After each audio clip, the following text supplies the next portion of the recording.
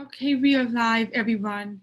Good morning and welcome to That's a Wrap, recording and editing videos. My name is Rhiannon Gutierrez, and I am the Director of Digital Learning for BPS Technology. I'm really pleased to be offering this webinar for the first time with my colleague, Scott. I'll let him introduce himself.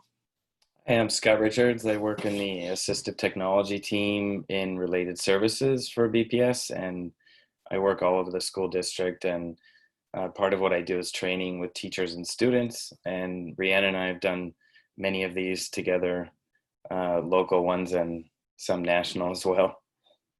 I'm glad you guys could join us today. All right, thank you, Scott. So we have a few housekeeping items to keep in mind as we move along this webinar. You know that this is being recorded and we're doing that for your reference. Since this is the first of its kind, we do want to make sure that we get a good recording for you to reference later on, because this is also our last week of webinar, so we want to make sure you get everything you need. We will be sharing a link to the attendance form in the chat with you towards the end of the webinar so we can note your participation today. If you have not already, please make sure that you are using your name in Zoom so that we can identify you. It looks like that is the case for everyone in the room because we've all been using Zoom many times, so we're pretty familiar with it by now. And if you have any questions at all, please post those questions in the chat, and Scott and I will be actively monitoring and either responding to those questions in the chat or addressing them in the live broadcast by, pointing out what they are. And we ask that you stay muted in the meantime for privacy reasons, okay? So today's agenda, we're going to cover 3 stages of production. First, we're going to address why we even want to record videos or screencasts at all, and what some of those tools would be for that. We're going to address the considerations that you want to keep in mind when it comes to pre-production. What kinds of stuff do we need to do to prepare to record? And then the tools that we're going to use for production and for post, including recording, editing, and sharing.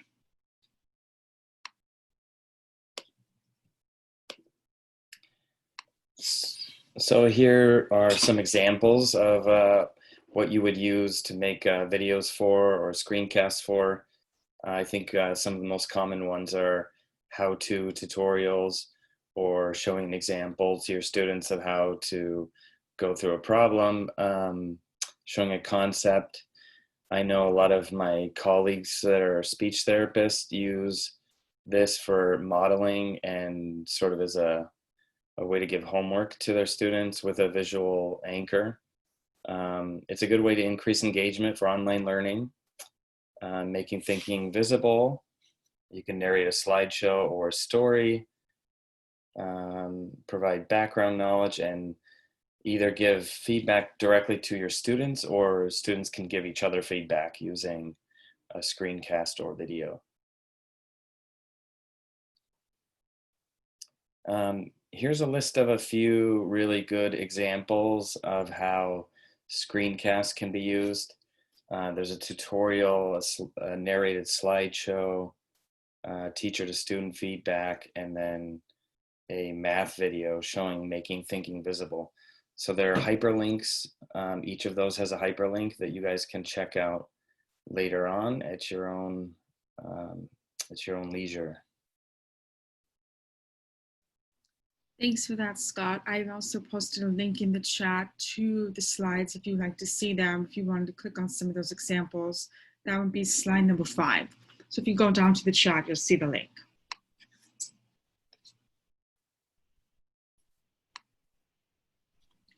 So as we mentioned, we are going to be going over a workflow process. So keep in mind as we show you the various tools and processes that we're really talking about 6 steps here.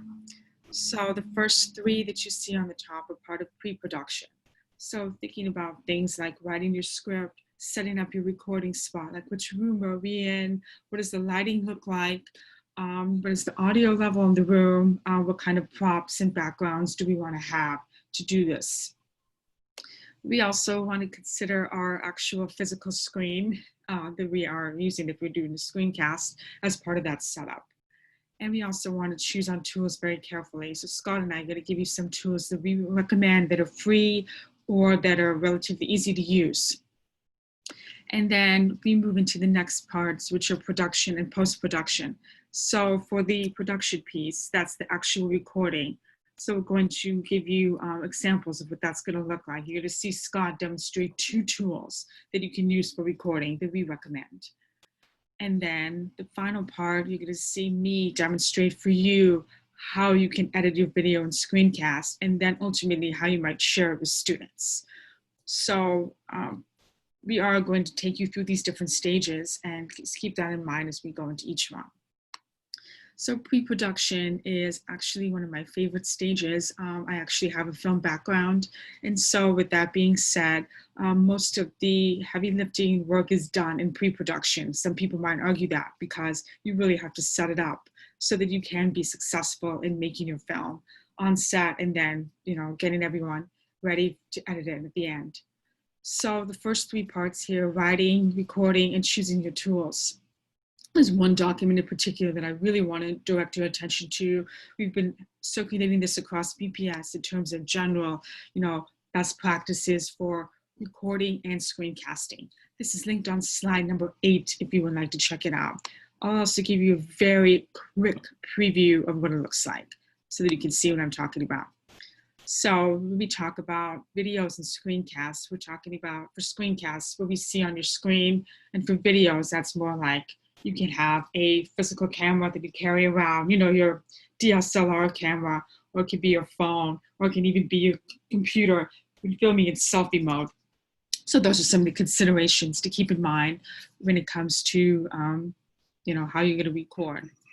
So anytime we think about recording, we do want to make sure that we are considering the quality, like what is the picture going to look like? What's the sound going to be? I know that it could be a challenge for all of us, given that we have multiple people in our house. So there's just people around us and lots of noise. It's hard to control. We do the best we can. We also really advise having a script of your dialogue. And if you actually see the whole process that Scott and I are about to outline, having a script is really helpful because then at the end, it helps you make your videos accessible for your students or your colleagues.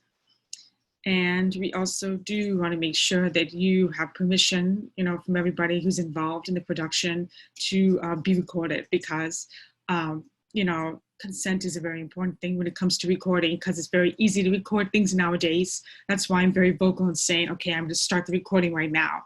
And then you can choose if you want your camera on or not. And then we also really emphasize keeping these videos short and simple to the point, and then some processes for uploading.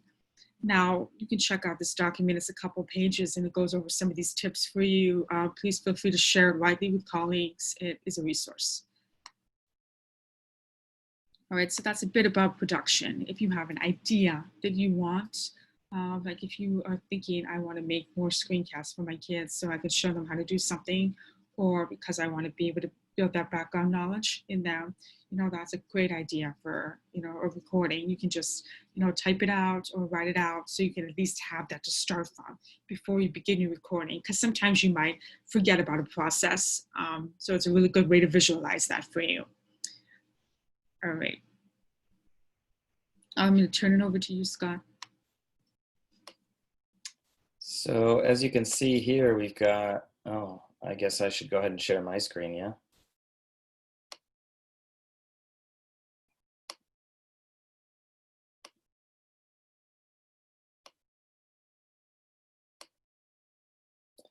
All right, so on this slide, there's sorry, it's a little bit small.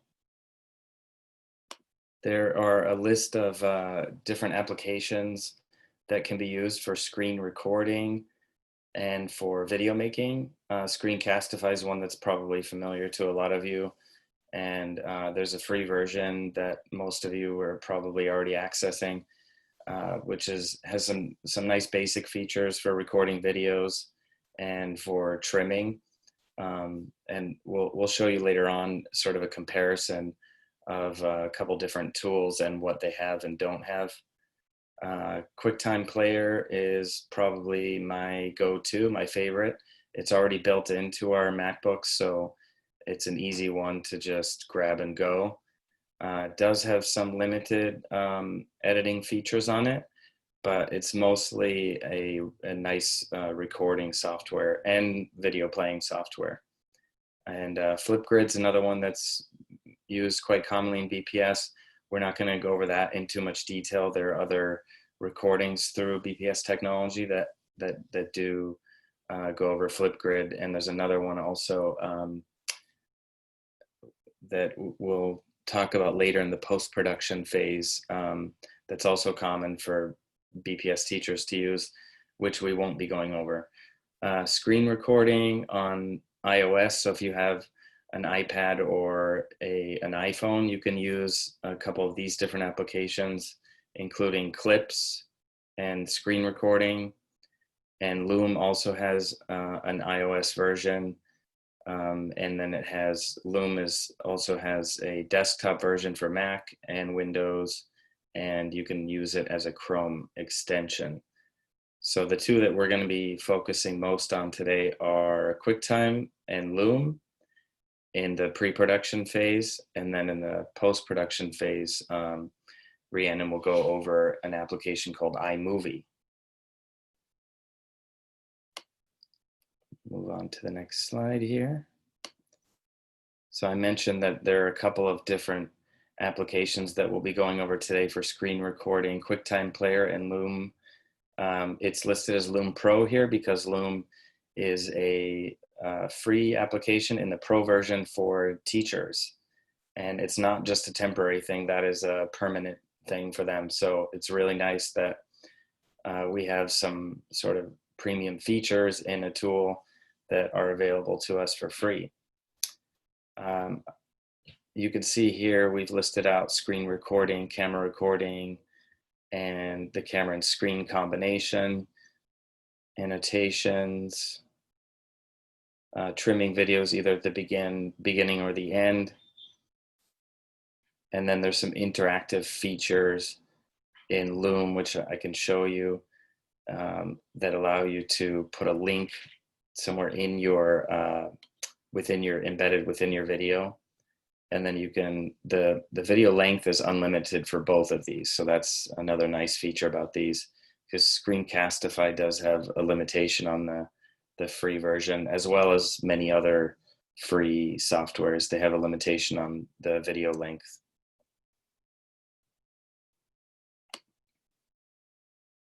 So we're going to start with the QuickTime Player. And I'm not going to show you the iMovie part of it because that's in post-production, but I will show you the process of recording a video or screencast. So to locate your QuickTime Player on your Mac, the easiest way is to go to the spotlight. It's that magnifying glass in the top right-hand corner of your screen, and just type in QuickTime Player. It usually comes up really fast. And then it opens, and I don't see anything except I can look up here at the top left-hand corner and see that it's been opened. If I want to start a new recording, I'd go to File, and if I wanted to do a screen recording, I would choose this one. If I wanted to do a movie, I would select this one. I'll go ahead and do a screen recording now just to show you an example. And then this is a very simple little toolbar that pops up. I believe there are some options for the countdown, so you can change it instead of it being like the default, which I think is 3 seconds as the default. Let's see what happens. It may be instantaneous. So what I found when I use QuickTime Player for videos or screencasts is that there's a couple second delay in when the audio starts to pick up. So I would recommend just kind of letting your video start and get going for a second or two before you start speaking. Otherwise you'll have to go back and record it again. And the good thing is if you wait, you can just trim that off at the end of your video during the editing process. So it's still recording, and the reason that I know that it's still recording is because I see there's this tiny little icon up here with the stop symbol in the middle of it, if I click on stop, you can see it pops up automatically the recording that I just did.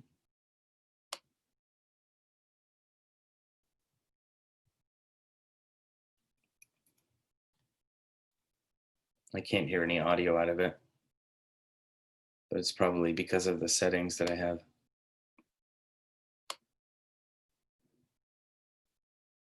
So if I want to save this file here, this screen recording, I can click on save here, and then I could put this in as a demo. And I usually like to save my screen recordings and videos and things like that onto my desktop. I usually try to keep my desktop fairly clean so that I don't get lost in the shuffle. So I save it on my desktop temporarily so that I know where it is if I want to do something with the file. So I'll go ahead and save this one as demo.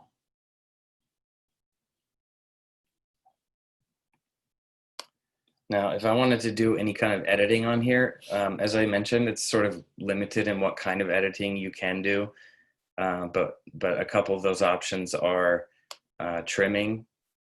So if I just went to edit, and then I clicked on trim. And then if I wanted to, I could, like I was saying, if you started speaking a few seconds after you started recording, then you can move that forward here and clip it. You could also trim off of the end of your video.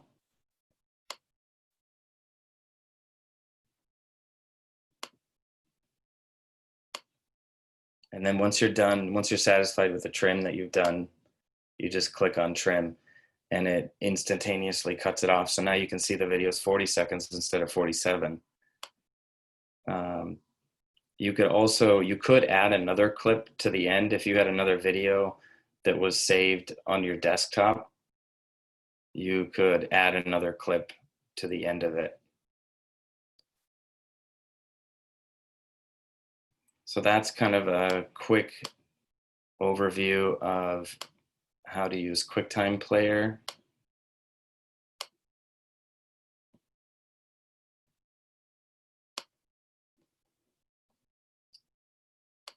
And Loom is the other one that Loom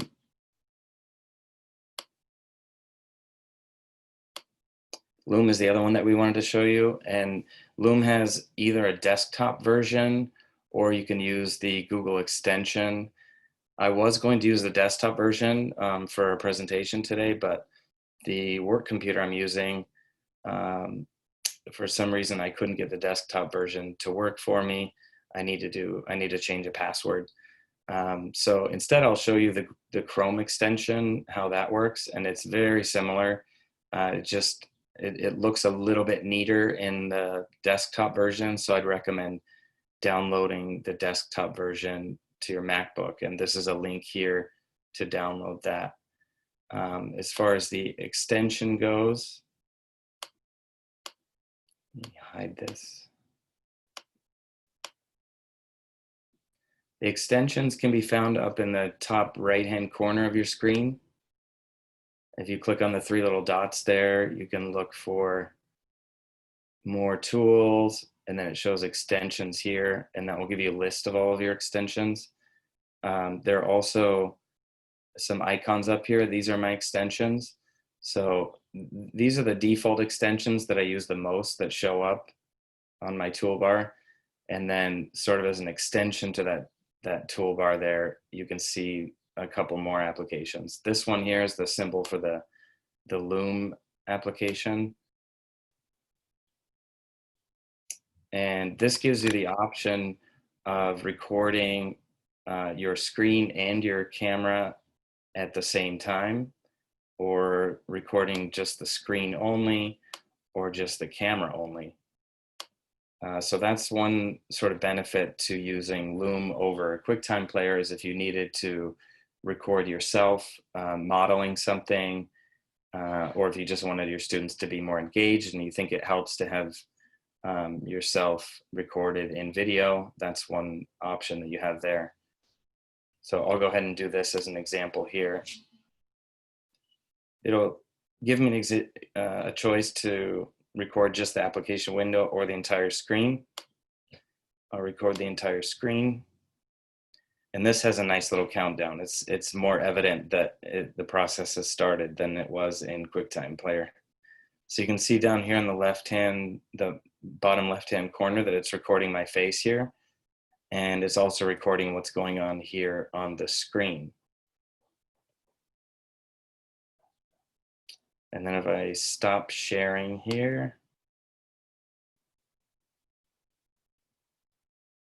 then it's processing the video and it automatically opens up the file, or the video I should say, in your Loom folder, which is connected with your BPS Gmail account. So you'll be prompted to sign in using your BPS Gmail credentials.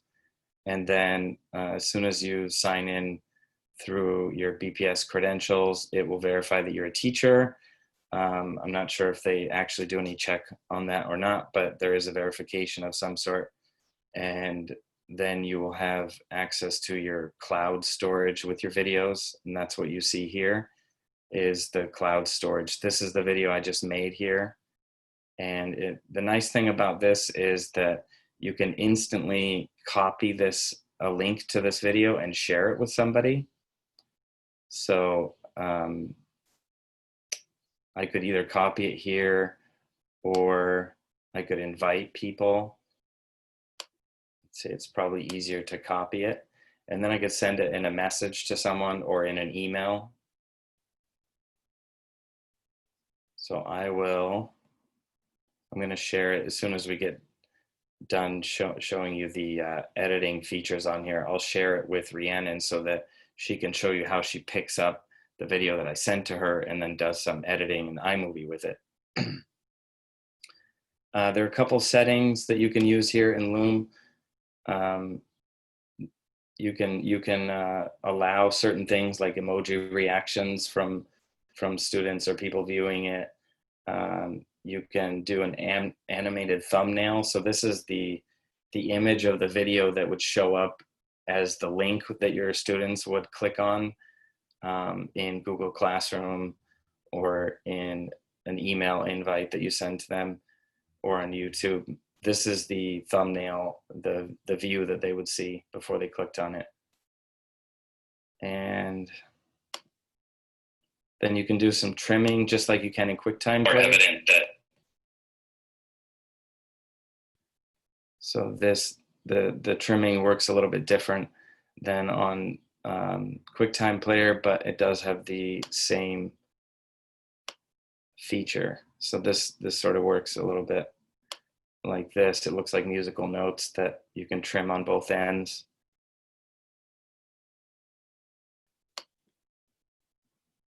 Let's see what happens there.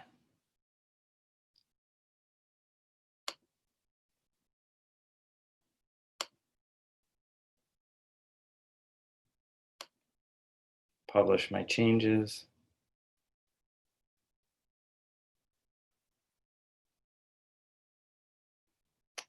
So it takes a little bit longer because it's all in cloud storage. And then one little feature that I kind of like about Loom is the call to action. And you can create this little button that pops up. So you could say, you could have a link to your to a classroom assignment or a link to another point of reference, like a website where you want your students to go to. And basically it ends up creating a little button like you see here. And in here you could put the URL address, and then the students would just click on that directly through the video. That's something like a little bonus feature that Loom has, which you don't have in QuickTime Player. Just want to make sure I have it copied.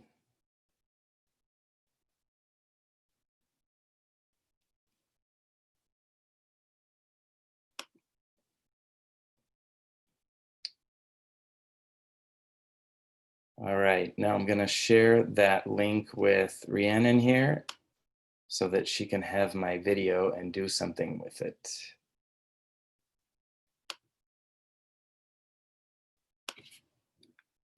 You can all see this as well. I just put it in the chat window. Thanks for that, Scott. All right, I just copied it over so I can download it. Okay, let's see. All right, I have it. Thank you. You're welcome. All right, so that was really helpful to see, the comparison of the two tools. If you needed to get a refresher on what the differences are between those two tools, I would make sure that you revisit slide 10, where you could see the different things that you could do with both tools. So depending on what you're going for, one tool might be better over the other. What I'm going to show you next is a tool called iMovie. You might already be familiar with it if you've been playing around with the various applications that are available to you on your Mac. So this application, it's important to know that when it comes to iMovie, now this is a Mac specific application, meaning that, or an Apple specific application. So if you are using a MacBook, or if you're using an iPhone or an iPad, iMovie will be available to you. So if you are an Android user, a Chromebook user, not so much. So the reason why we're focusing on iMovie is because this is an application that teachers can use with your L4L computers to create videos for your students. So with that being said, a couple of first things that you need to know, before you start using iMovie. First of all, iMovie, I believe, does not come automatically installed on your L4Ls. So you will need to go to an app called Self-Service on your Mac computer to install it. There's also the App Store where you can install it, but if you're not actually using the App Store, then Self-Service is a good way to get it. I'm going to show you really quickly how you can do that. All right, close some windows here. Okay, so if I were to hit Command and then spacebar on my computer, it would bring up this little spotlight search, and I could type on there self-service. And I just want to open that, and then a window will pop up asking me to enter my BPS ID and password. And then once I'm in there, you'll see a variety of applications that are available to you. Not a lot, but these are just the ones that we know teachers will need to use on their Macs. So if you're interested in music, obviously GarageBand would be a nice choice for you. We're talking about iMovie here specifically. And you'll notice that if you already have it installed, it will say open. I already have it installed. But if it's not, then it'll say something like what GarageBand says here, which is install. So once you click on that button, you just follow the prompts, and then it will install it to your system. And then you can just sign out of self-service once you do that. So with that being said, we will want to locate iMovie on our computer. We can do that with the same action of Command spacebar, and I can just type iMovie to launch the application. Okay. So once I open iMovie, I should see a window that appears like this. There will be a plus sign, and then if I have created projects previously, you will see a couple boxes of those projects. Now, in order to create a brand new one, I'm going to hit the Create New here. And I'm going to do that using the video that Scott just sent me. So we're going to go over what those steps look like. Now, you can use videos that you get from Loom, or you can use videos that you get from QuickTime or any other source. Maybe someone has sent you a video file and they're like, hey, I want you to, add something to it. We had a really great point raised in the chat earlier around the use of a video where you can put ASL on top of it. So someone wanted to take a video that they signed or create a signed video to put on top of an existing video that did not have ASL interpretation. So iMovie would be a great tool for that, because you can have your video, your screencast of whatever it is that you've done, And then you can record your separate video of yourself signing that you can put on top of video. So iMovie allows for you to do more intricate editing like that, rather than just a trim at the beginning and the end. So we're going to see a little bit more about what that looks like. So I'm going to create a new one here. And it's going to ask me movie or trailer. In this case, it's going to be movie. So they like to call these projects. When we create this new project or movie, you'll see a window that appears that looks like this. On the left column, you'll notice this is where you're going to find all your files, all your media, all your folders. This is where you're going to retrieve that content. You'll see this window also to the left that's talking about importing media.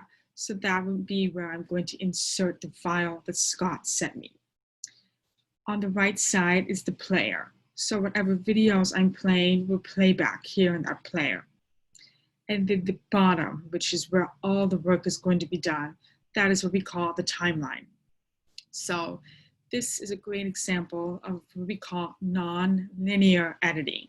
So that allows you to take various files, including images, videos, and audio, and even text files, and just bring them all together to create that movie. This is what you'll see professionals use, not so much iMovie, but the non-linear editing methods, where you can move things around to make your final picture. So we need to have some media to play around with. Let me go back to Loom and download Scott's video. All right, so let's say that someone has sent me a file. In the case, Scott has sent me his video file in a very easily accessible way. All I need to do when I get the video file from Loom is to look for that little download button that's below the video. So I'm going to go ahead and click on that. And then you notice it says save as. It's asking me what I want to name it. I think a best practice that we should use is around having predictable naming conventions when it comes to our files. So in this particular case, I'm going to actually give it a date name. So today's date, I believe, is the 10th. So let's go 6/10.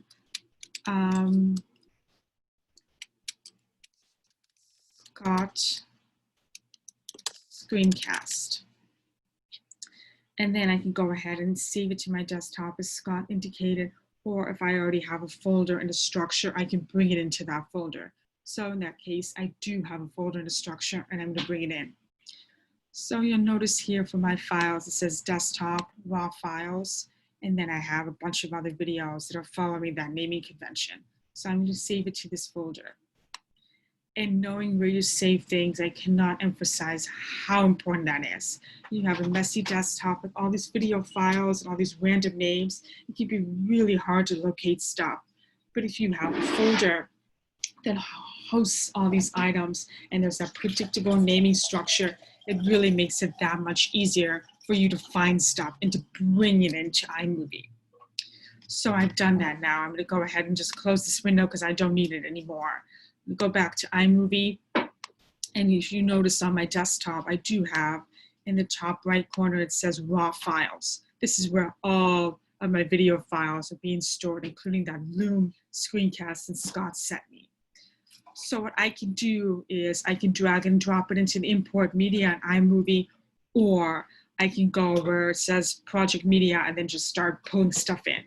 So in this case, I'm just going to use the drag and drop action. Okay, so let's open that folder and check it out. All right, now you see this makes it so much easier for me to find things because the way it's organized is all by date. And today's date's the 6th. It's the most recent thing in that folder. So you notice down here, here it is, 610 Scott Screencast MP4. That's a video file. So take that and drag it and drop it in. That looks beautiful. All right, there we go. We have the video file here for you to see the raw footage up here in the top left corner. The right is the playback. And then down here is the timeline. That's where I'm going to be putting all the video files. So let's select the raw video file and drag it and drop it down. to the timeline. All right, there we go.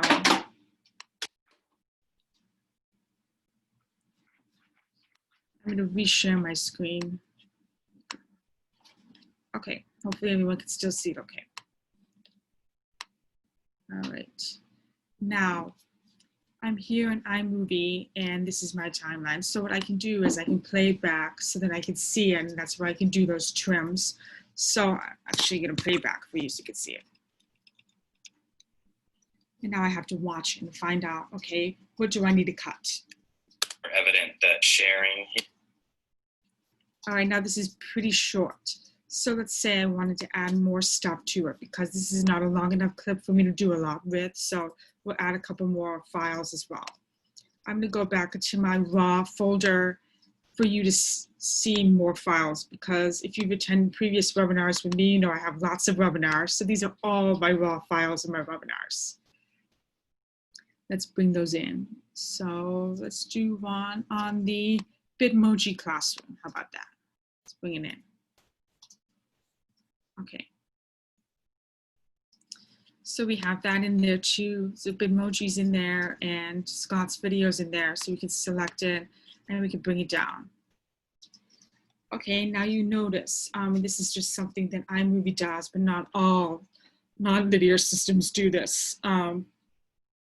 You can see by the space between these two that these are two different clips. So we have the first clip here, that's Scott's clip, and we have the second one, which is mine. But mine is considerably longer. So it might be really hard to see the whole thing because there's a lot of it. So you definitely have to become a trackpad master and really navigating, you know, left and right with your trackpad on your computer, or you can use a mouse if that's easier for you. So one of the tips that I like to use is around up here in the middle right of the screen. You'll notice it says settings and there's this gear where you can adjust. So I can adjust this to make the timeline smaller so I can actually see everything, because you might be like, oh, I can't see it. And this is where you would make those adjustments so you see more. There we go. And then we can also take our cursor, and you notice there's some arrows happening there, and that's when I can make an adjustment to make it longer or shorter as a clip. Obviously, this is the full clip, so I can make it longer, but I can make it shorter. So I'm gonna go ahead and do that. There's also various other things you can do in there where you splice the various clips as well. So we definitely will want to make use of some of those elements. I'm just going to zoom in a little bit so we can see it better. Let's go back. And so you notice right here that when it comes to editing these various clips, we will see that there's the picture on the top and the audio's on the bottom. That's why you see that little wavelength, because that means that this is a video recording that has an audio file embedded on it. Because if you don't see that wavelength there, that means there is no audio. It's just probably a video recording. And there is a track down here that has a little music icon, so you can add music to it if you would like. As far as some of the features go with sharing or functionality, you definitely will want to play around with things across the top of your screen here. So things like your media, that's obviously where you're going to find all your content. Playing around with the audio. So you can pull different audio files. Now, Scott just demonstrated for you how you can use QuickTime to do a video. But you can also use QuickTime just for audio if you would like, and bring that audio here into iMovie to put on top of a video that may have no audio to begin with.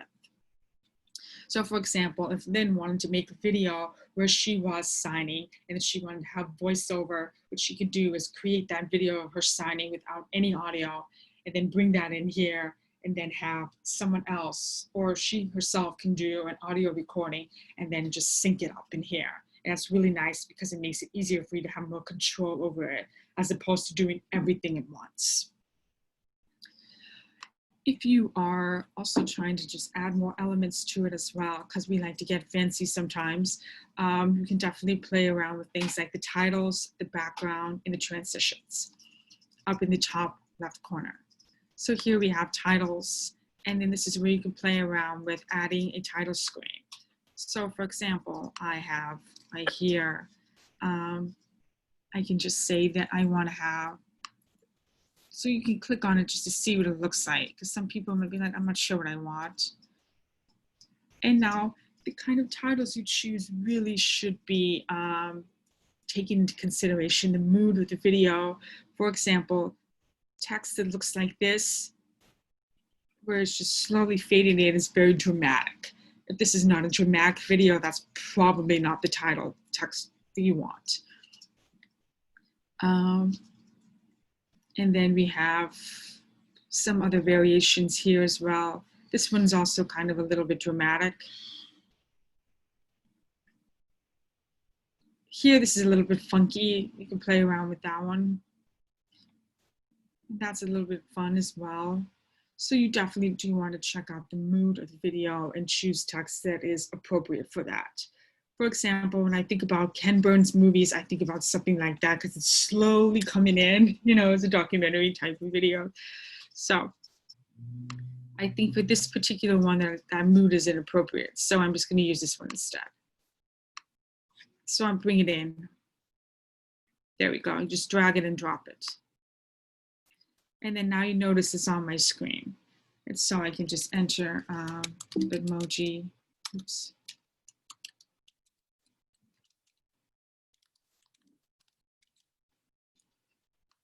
Obviously, Bitmoji webinar is not the best title to use, but you get the idea.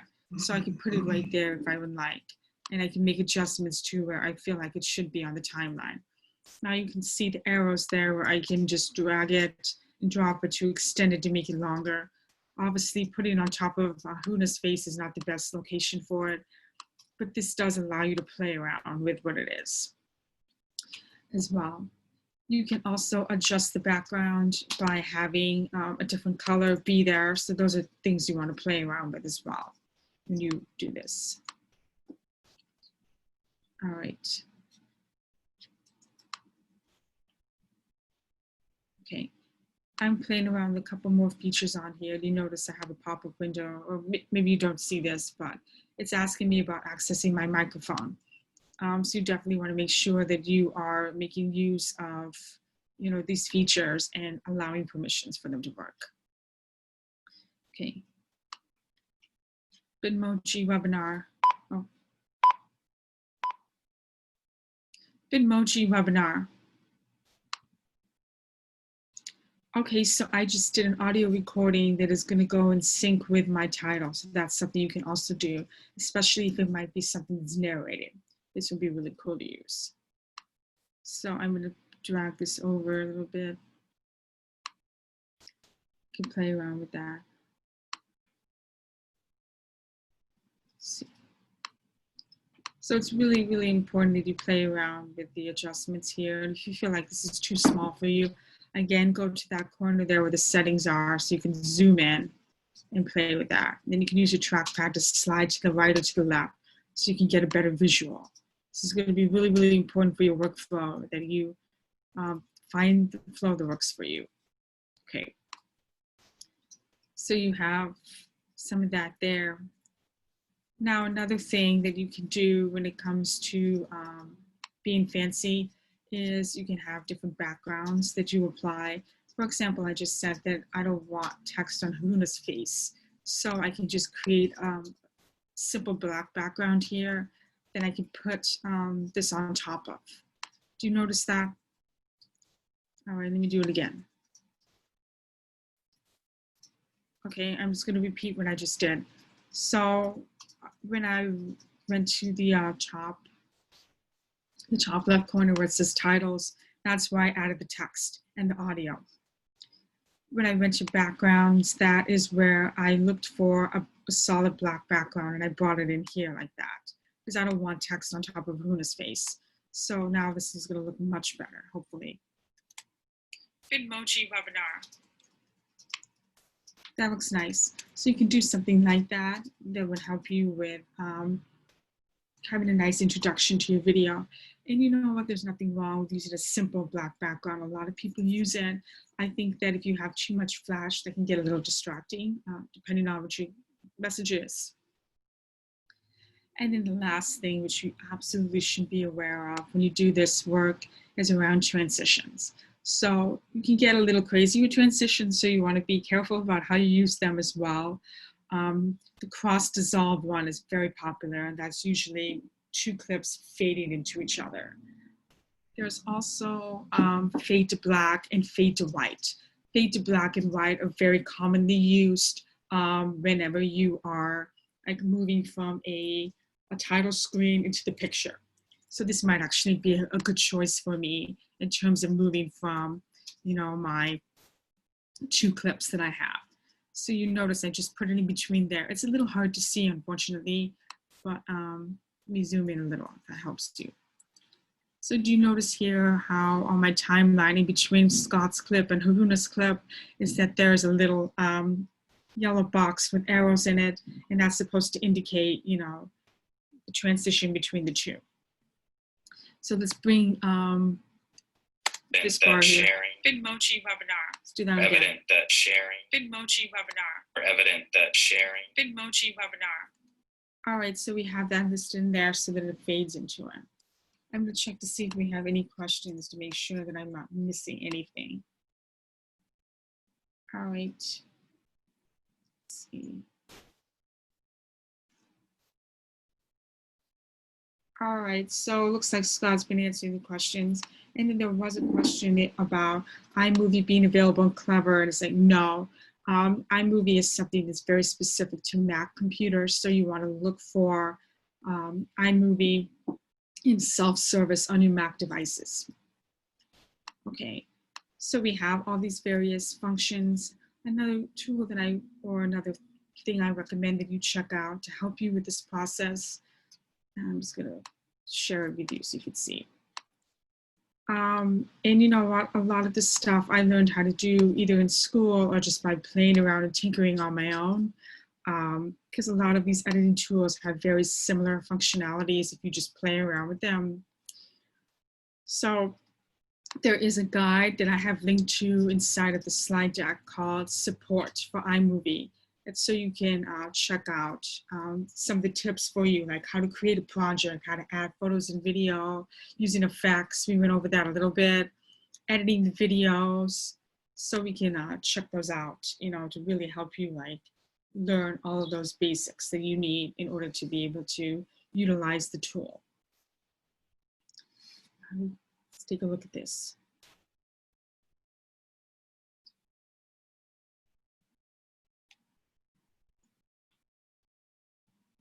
All right, there we go. So we talked a little bit about ways to make the clip shorter or longer by making those adjustments.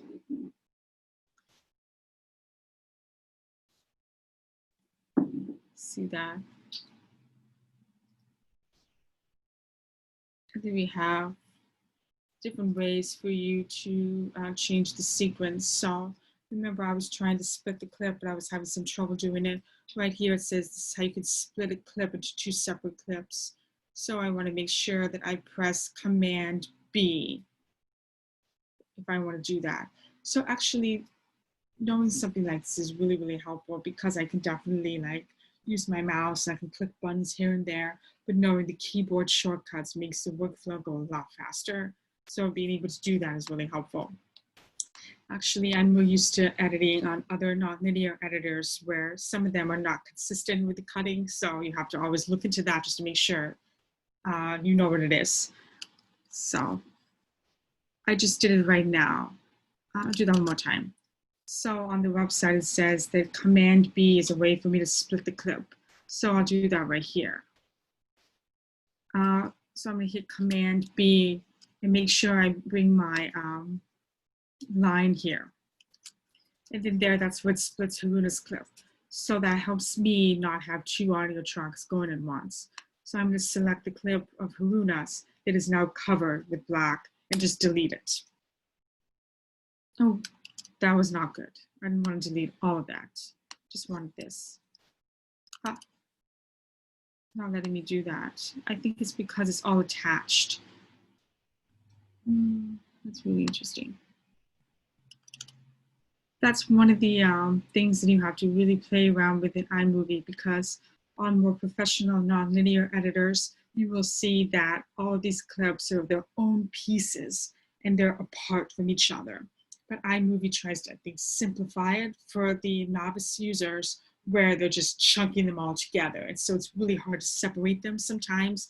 So these are little things that you definitely want to keep in mind as you edit with these tools.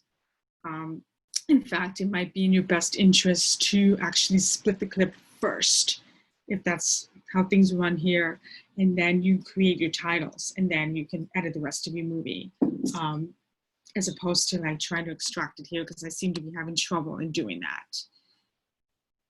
Another way you can check to see what further controls are, and this is just like a universally good tip with any program you use, is to right click. So I just did that right now. It's asking me about playing it, deleting it, splitting it. It's telling me what those keyboard shortcuts are, which is awesome. It's also saying detach audio, which is great. Oh, if you can do that, guys, I can't tell you, like, if there's a video clip where you're like, I love the video of the audio sounds horrible, I need to do a new voiceover track, this is how you would do it. You right click and you detach the audio. So here it is right there. You have two separate pieces there, so you don't have to worry about it being, you know, affecting you. So that part's really, really helpful for you to just detach it. And you can continue to play with some of those features there as well, because that allows you to have more control over what you edit. All right. With all of that being said, because there's so much more I can show you in iMovie, in order to save your video file, you go to where it says File and then Share. And then you choose various options there, but my suggestion to you would be to share it as a file, to export it as an MP4. You want to title it here, so say That's a Wrap, emoji. And then asks you about the resolution, you always want to choose the highest, 1080p, and then next.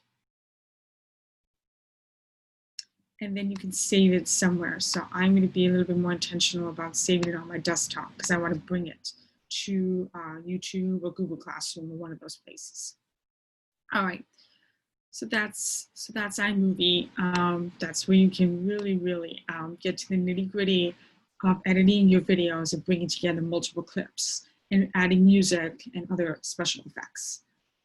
With that being said, when it comes to sharing your video, it's really, really important that you consider how you might do that.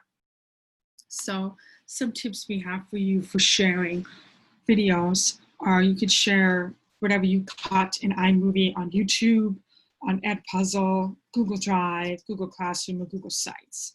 So what you're going to get as a file from iMovie is just an MP4, I believe, or it's a MOV file, is an MP4. Yeah. So if we look at my desktop here, I have That's a Wrap Bitmoji MP4. So this is the video file that you're going to take. And MP4s are really good because they are a format that can be read across multiple devices without any problems. And if you go into my slides, you will see more information about how you can use some of these tools. So if you check out slides 16, 17, you can learn a little bit more about that. In the spirit of inclusion, we also want to make sure that whatever videos we create are also made accessible. Now, you may have noticed I added a title into my movie. Now, you can definitely add subtitles and captions in the same way using iMovie, but I actually think you have more control if you use YouTube and Google Drive instead. With that being said, there is a link on slide number 18 that shows you how you can add captions. And depending on what you're going for, there are some do-it-yourself methods you can use on the computer, some on your smartphone. And then if you want to do it professionally, this would be another option. But you'll notice when it comes to the professional option, that's usually for a very specific use case for you. Scott, is there anything else that you want to add about anything that I shared? I know I didn't go over every tool to edit, but is there anything that I'm missing in the chat that I shouldn't address? No, there was just a couple of questions. One was about speed editor, and the other was about compression. So I answered both of those questions in the chat window there. Okay. Okay. Yeah, those are all really good questions, like all the text specifications of them, but I think that it's always really good to choose the highest quality video. Now, when it comes to iMovie, there's not a lot of like little things you can do in there, like saving it as a 1080p, the high res is good. If you're using other more professional editors, we always recommend H.264. If that even sounds familiar to anyone at all, but H.264 would be a higher quality video to export. All right, let's see what else we have. All right. Do we have any other questions before we sign off? Okay. I need to make sure that I give everyone a link to the form for you to fill out. I will also be sending in a follow-up email as well. Just chat that real quick.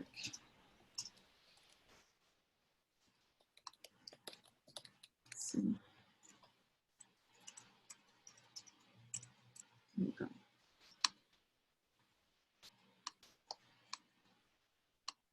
Okay. So link to form. I just posted in the chat. If you've attended a webinar with us before, the form link is probably very familiar to you. I don't think I actually added today's webinar in there, so let me make that adjustment before you start filling it out, actually. So much happening, you forget sometimes. All right, so we have a couple of other questions, just general. So Lynn was asking about office hours this summer for us, and yes, we will be offering office hours in July and August for support. We will also be resuming our webinars in August.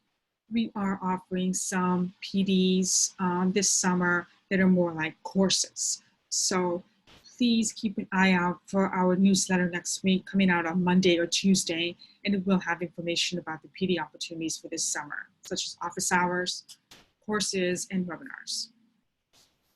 All right, that's it for me. I'm going to stop the recording and I'll